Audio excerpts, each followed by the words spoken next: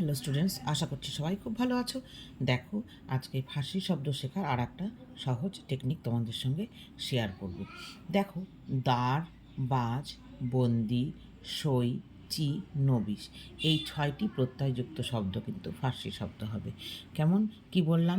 যে 6টি প্রত্যয়যুক্ত শব্দ, যেমন দাঁড়, বাজ, বন্দি, সই, চি, নবিশ। ঠিক আছে, দাঁড় দিয়ে যেমন ঝাড়ুদার, জমিদার, অংশীদার। বাজ দিয়ে দুর্নীতিবাজ, ধান্দাবাজ, ধোঁকাবাজ। বন্দি দিয়ে রাজবন্দি, গৃহবন্দী, নজরবন্দি।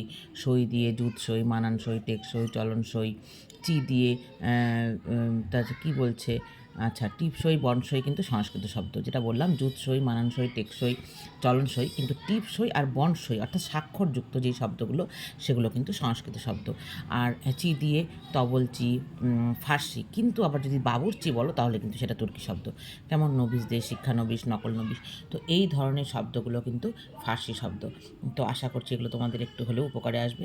তো এর পরের ভিডিওতে আরও কয়েকটি বা আরও কোনো শব্দ শর্টকাট টেকনিক নিয়ে তোমাদের সামনে আসবো, অর্থাৎ তোমাদের সামনে শেয়ার করবো।